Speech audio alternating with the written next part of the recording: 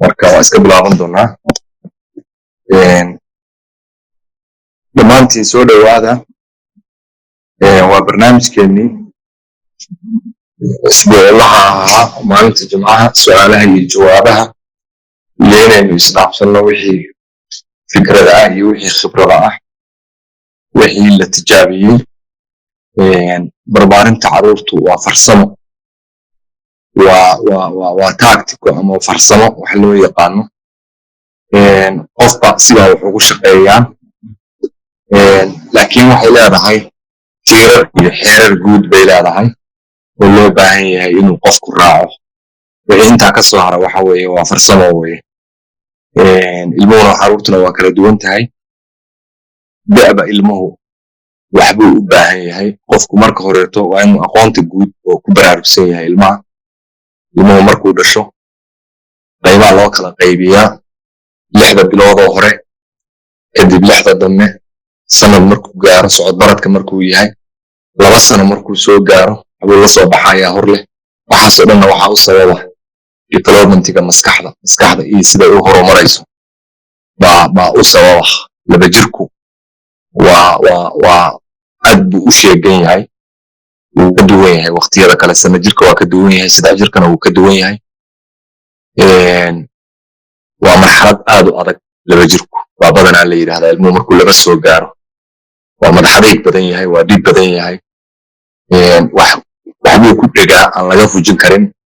waxaana u sababa waa marxalad bini'aadanku uu maro 2 jirka. soomaalidii hore waa taqiin. maamaha soomaalida iyaba laga dhexelayaa nin 2 jir u fuushan yahay lama hanto. ilmaha 2 jirka uu geediga goorta laga yarati la saaro lama hanto. marka xusuus buu leeyahay 2 jirku badanaa. waayo ilmuhu waxyaabo caqabada adag buu maraa. waa markuu waalidka isku taago oo ka hor yimaado.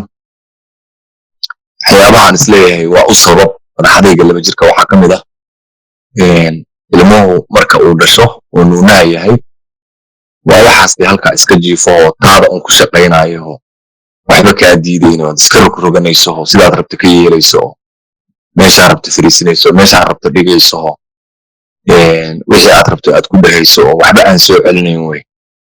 markaan waxa weeye 2 goortu soo gaaro xogaa waa taagsadayoo qofnimadiisu rabaa inuu kugu tijaabiyo, iyo in maaragtay isaga wuxuu rabaa amar bixiyo oo wax sheegto oo maaragtay dadnimadiisa markaa soo baxaysa. wuxuu u baahan yahay in loo dabciyo oo faham badan loo yeesho aan lagu adadkaan.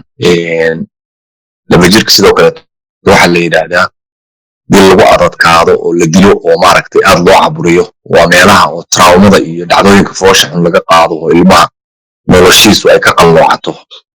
marka waa xilli ilmuhu uu u baahan yahay faham dheeraada oo siyaada uu u baahan yahay. tan kaleetana waa xilliga uu bilaabayo hadalkii oo maaragtay kelimadaha ugu horeeya laga filan karo wey. ilma ka yar ku dhaha waa jiraa kelimad iyo 2 iyo, laakiin markan waa marka uu 2 jirka soo gaaro ilmuhu uu hadal soo tuuro hal mar si uu joogo. oo weliba hadal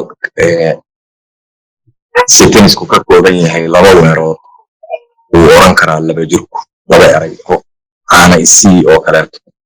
meesha markuu sanadka yar yahay uu caano kale yidhaahdo oo kelimada caano isaga ay uga dhigan tahay caana isii, ama kaba ii geli oo kaleeto uu ka wado. waalidku kuleyde iyagaa ilmaha fahmo, qofka markaa la jooga baa fahmayo. marka intaasaan muqadimo ka dhiganaynaa insha allah. soo dhowaada. haddii su-aala qabta, haddii magaranaysaa sideeda kaleeto afkaara soo gudbinaysa wixii tijaabay iyo waxay la kulantay, soo dhowaada insha allah.